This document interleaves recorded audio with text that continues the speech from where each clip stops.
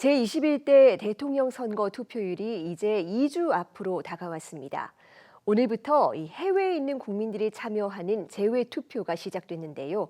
선거 운동이 열기를 더해가는 가운데 EBS 뉴스에선 이번 대선에서 살펴봐야 할 교육 의제를 점검하는 시간 이어가고 있습니다.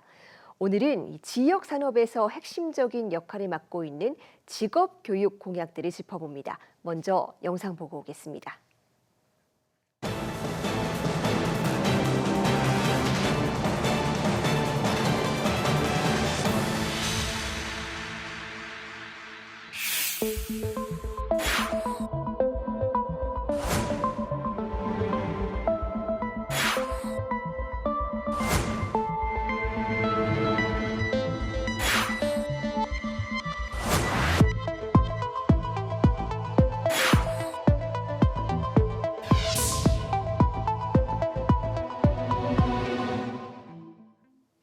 네, 직업교육의 과제를 자세히 짚어봅니다. 한국전문대학교육협의회 이병규 고등직업교육연구소장과 함께합니다. 소장님 어서 오세요. 네, 안녕하세요.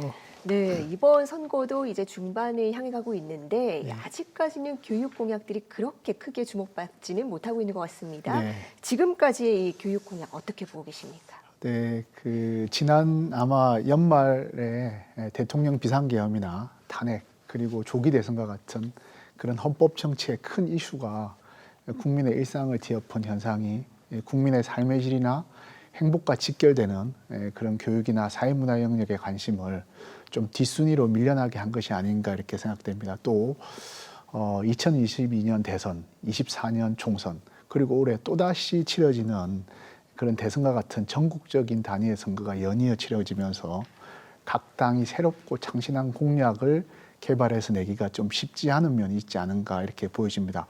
그렇지만은 또 정당별 그 공약에서 우리가 보면은 눈에 띄는 것이 뭐 교육의 국가 책임이나 창의 인재 육성, 그리고 또 공교육 시스템 확립, 교권 보호, 뭐 입시 완화 같은 그런 키워드들은 우리가 좀 눈여겨볼 필요가 있다라고 보여집니다. 각 당의 어떤 정강 정책에 비추어 볼 때 그러한 어떤 정당들의 특징이 교육 공약에 그렇게 반영된 것이 아닌가 보여집니다. 저희가 이제 주목하고 있는 것은 직업교육 강화를 좀 명시적으로 밝히고 또 직업계교와 전문대학의 연계 강화나 성인학습자의 직업전환교육 강화를 제시한 것이 아주 주목된다 이렇게 보여집니다. 그렇지만은 어떤 새로운 정책을 또 마련하고 추진하는 것과 함께 또 우리가 중요하게 봐야 되는 것은 기존에 해오던 교육 정책이 정부 교체와 무관하게 또 지속성 있게 추진되는 것이 굉장히 중요하다라고 보여집니다. 네, 지금 각 선거 캠프들에서 우선순위로 신산업 육성을 내세우고 있기는 합니다. 뭐 인공지능이나 반도체 같은 분야들인데 이런 것들이 잘 구현이 되려면 물론 연구도 중요하겠지만 기술 인재들의 역할이 중요하지 않습니까? 잘 육성하려면 어떤 정책이 필요할까요? 네, 그래서 저희가 이 우리나라 미래 먹거리 산업인 AI나 반도체, 미래 모빌리티 뭐 이런 신산업 분야의 급속한 성장으로 인해서 관련 분야 전문 인력 수요가 급증하는 상황입니다. 그런데 이 대만의 세계적 반도체 기업인 TSMC가 반도체 인력 양성을 위해서 정부, 대학, 산업체가 긴밀한 협조 체제로 빠르게 움직이는 모습은 우리가 주목해야 됩니다. 국내 신산업 분야 경쟁력을 제고하기 위해서는 R&D 인력뿐만 아니라 현장에서 문제 해결 역량을 갖춘 전문 기술 인재 양성이 굉장히 중요한데 이를 위해서는 대학의 교육 체계가 혁신돼야 되고 양질의 교육 환경이 구축돼야 됩니다. 즉 산업 수요를 빠르게 반영하기 위해서 산학연 컨소시엄 기반 융합 전공 교육 체계가 구축돼야 되고 AI 기반 맞춤형 실무 교육이 가능한 환경이 구축돼야 됩니다. 그리고 신산업 분야는 국가 차원에서 집중적으로 육성하는 그런 어떤 성격이 강하기 때문에 이와 관련한 정부 재정 지원 사업이 좀 더 집중적으로 구축되고 또 육성될 필요가 있다 이렇게 보여집니다. 네, 지금 이 지역의 전문대학들은 뭐 어렵기도 하고 또 역할이 막중한 면도 있습니다. 그렇습니다. 지금 학령 인구가 감소되는 와중에서 지역 소멸 위기에 대응을 해야 되는데 어떤 대책들이 필요할까요? 그렇습니다. 저희가 이제 우리나라는 기본적으로 이 급격한 인구 감소, 그 다음에 수도권으로의 인구 집중이라는 이 중청적 인구 구조 문제가 좀 있다라고 이렇게 보여집니다. 뭐 이러한 것들이 어떻게 보면은 지역 소멸 위기와 지역 대학의 위기를 가져오고 있는데 큰 어떤 그 배경에서 시행된 게 올해 본격 시행되는 라이즈 체계입니다. 이 라이즈 체계가 지자체, 지역 대학, 지역 산업이 긴밀한 협력 체계를 구축해서 지역의 문제를 공동으로 대응하자는 것입니다. 결국 지역 소멸 위기에서 지역 대학이 살아남고 또 지역 청년 정주 인재를 늘리기 위해서는 대학은 지역의 문제를 해결하는 지역이 원하는 대학이 돼야 되고 지역 산업은 지역의 양질의 일자리를 제공해야 되고 지자체는 이를 위한 각종 규제를 완화하고 혁신하는 그런 노력이 필요하다라고 보여집니다. 특히 대학은 지역 특화 분야를 지탱하는 앵커 대학으로 바뀌어야 되고 지역 전략 산업, 지역 대학 클러스터를 조성해서 지역 전략 산업 분야의 기술 개발을 촉진하면서도 지역 정주형 전문 기술 인재 성장 경로를 마련해서 육성해야 된다라고 이렇게 보여집니다.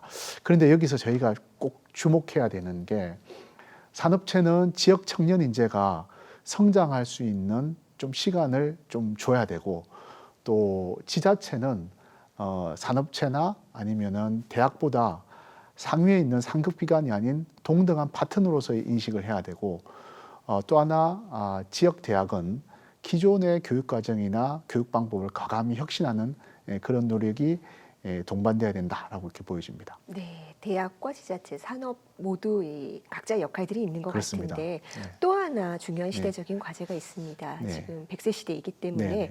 평생 직업 교육 시대가 열렸다 이렇게 볼 수도 있을 것 같습니다. 네. 그야말로 평생 배워야 되는 시기인데 어떻게 이런 인프라를 구성해야 될까요? 네, 그래서 저출산 고령화에 우리나라도 이미 접어들었기 때문에 하나의 직업이나 기술로 평생 살아간다는 것은 이제 쉽지 않은 일이 돼버렸습니다. 그래서 모든 국민의 세대별, 단계별 맞춤형 직업 교육이 필요한 시대가 되었습니다. 그래서 직업 교육은 최고의 복지 정책이고 이를 통한 국민의 기본적 삶을 보장한다는 것이 이번 전문대학의 가장 중요한 비전이다라고 이렇게 보여집니다. 전문대학은 고등교육법 체계로 볼 때는 평생 직업교육에 가장 적합한 교육기관입니다. 전문학사, 학사학위 전공심화과정, 전문기술 석사과정으로 이어지는 이른바 진행형 인재를 양성하고 있고 산업사회가 필요로 하는 인재를 양성해서 국가 발전에 기여하고 있습니다. 즉 전문대학은 지역사회를 지탱하는 중소기업 핵심 인력을 양성하고 미래 먹거리 산업인 신산업 분야의 고숙련 기술 인재를 양성해서 성인학습자의 직업 전환 교육의 장이 되고 있고 또 하나 고령 친화적 헬스케어 교육의 장으로 국민이 원하는 직업교육, 지역이 원하는 전문대학으로 거듭나고 있다 이렇게 보여지고 있습니다. 네, 사실 지역의 어떤 실질적인 발전을 이끌기 위해서는 연구인력보다 또 이런 직업교육의 역할이 더 그렇습니다. 중요하다라는 네. 인식이 많습니다. 네. 이게 지속 가능하려면 또 안정적인 재원이 중요할 텐데 네. 어떤 지원이 필요할까요? 그렇습니다. 이게 직업교육은 기본적으로 좀 돈이 많이 들어가는 그런 어떤 교육이라고 볼 수 있는데 지난해 기준으로 보면은 우리나라 그 고등교육 예산 16조 9,873억 원 중에서 전문대학에 지원한 예산이 1조 8,251억 원입니다. 그러니까 즉 한 10% 내외가 되는데 뭐 이것은 전문대학과 일반 대학의 어떤 수를 기준으로 본다든지 재학생 수를 기준으로 본다 해도 좀 낮다라고 이렇게 보여집니다. 그래서 실습 위주의 어떤 교육을 해야 되고 또 양질의 어떤 교육 환경을 구축해야 되고 또 빠른 어떤 기술을 습득하기 위해서는 기자재가 확보돼야 되기 때문에 직업 교육에 대한 재정 지원이 좀 더 늘려야 된다라고 이렇게 보여집니다. 그래서 어떻게 보면은 직업 교육에 대한 안정적인 재정 지원을 하기 위해서는 저희 그 전문대학 교육협의회가 의욕적으로 추진하고 있는 직업교육법을 마련하거나 올해 이제 그 끝나게 되는 고등평생 그 교육 지원 특별회계를 연장 확대하고 또 이 동법이 조금 개정되어서 직업 교육에 관한 항목이 좀 새로 추가되는 것이 가장 현실적인 그런 재원을 확대하는 방안이 아닌가라고 보여집니다. 네, 지역 소멸 위기를 극복하기 위해서는 무엇보다 이 지역 산업을 지탱할 기술 인재를 키우는 게 너무나 중요하죠. 네. 이런 직업 교육의 역할을 다할 수 있도록 꾸준한 관심과 지원이 필요해 보입니다. 네. 부장님, 오늘은 시간 제한 때문에 여기까지 들어야 될 것 같습니다. 감사합니다. 네, 감사합니다.